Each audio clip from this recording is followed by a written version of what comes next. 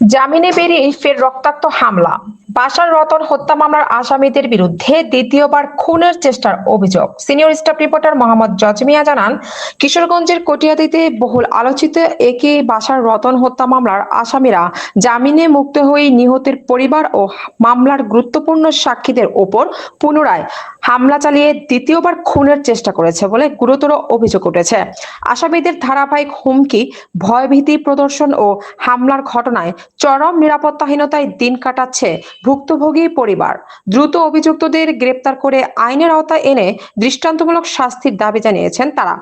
বুধবার দুপুরে Katiadi model press ক্লাবে আয়োজিত এক সংবাদ সম্মেলনে নিহত বাশার রতনের পরিবারের সদস্যরা এসব অভিযোগ তুলে ধরেন। সংবাদ সম্মেলনে লিখিত বক্তব্য পাঠ করেন নিহত একে বাশার রতনের ছোট ভাই মাহফুজুর রহমান। তিনি অভিযোগ করেন, হত্যা মামলার আসামিরা জামিনে বের হওয়ার পর থেকেই মামলাটি প্রত্যাহার এবং সাক্ষীদের মুখ বন্ধ রাখতে বিভিন্নভাবে চাপ সৃষ্টি করছে। এতে পরিবারটির সদস্যরা আতঙ্ক ও অনিশ্চয়তার মধ্যে জীবনযাপন করছেন। অভিযোগে যাদের নাম উল্লেখ করা হয়েছে তারা হলেন সবুজ মিয়া, বাইজিত মিয়া, ফয়সাল মিয়া, দুর্জয়, বাবু, উজ্জ্বল, এলাস, রমিজ, সুজন, বকুল ও রাকিব সহ অজ্ঞাত আরো 15 থেকে 20 জন। সংবাদ সম্মেলনে উপস্থিত পরিবারের সদস্যরা বলেন, হত্যাকাণ্ডের বিচার প্রক্রিয়া বাধাগ্রস্ত করতে পরিকল্পিতভাবে ভয়ভীতি ও হামলার ঘটনা ঘটানো হচ্ছে।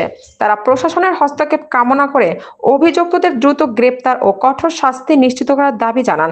এ বিষয়ে আইন শৃঙ্খলা বাহিনীর কার্যকর পদক্ষেপ এবং ভুক্তভোগী পরিবারের নিরাপত্তা নিশ্চিত করার আহ্বান জানিয়েছেন স্থানীয় সচেতন মহল। সকলের মধ্যে 5 মানুষ জেল কাটছে। জেল কাটার পরে দুইজন করে বাইরেছে। বাইরের পরে একজন বাইরেছে। এখন কিছুদিন হয় সবুজ আর বাইরে আসার পরে নানান ধরনের উৎসব চালু করে আমাদেরকে হুমকি দামকি দিতে থাকে। তো আমরা এইসব কিছু বলি, আমরা বলতেছি যে যাই কিছু করাম আমরা আইনের দ্বারা আছি, আমরা হুমকি কিছু পরোয়ার করি না, তাদের সাথে কথাবার্তা বলি না।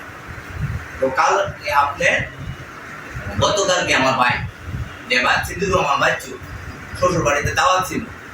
দাওয়াত খায়া আসার পথে সেন্টু মিয়ার বাড়ির সামনে আনুমানিক 15-20 জন লোক ওনাকে দাঁড় করায়।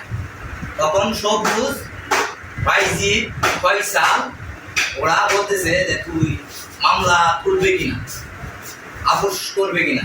তখন আমার সিদ্দিকুর রহমান বাচ্চু মিয়া আমার ভাই উনি বলতেছে যে আমরা আইনের কাতায় গেছি, আইনে যা কিছু করবো আইনেই করবো।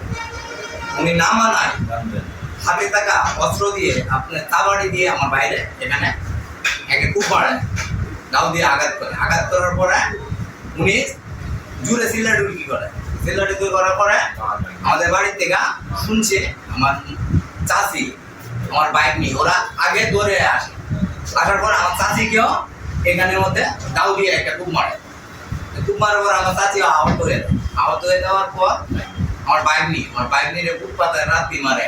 মেরুদণ্ডের মধ্যে আপনার সাপক দিয়ে বাড়ি মারছে।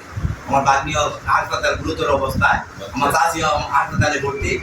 আমার ভাই এখন বর্তমানে ঢাকা হাসপাতালে আছে, অবস্থায় গুরুতর। ঠিক আছে, এখন আমরা সকল যারা আছি সকলে তাদেরকে আইনে আওতায় আনার জন্য দ্রুত দাবি জানাচ্ছি আপনাদের কাছে।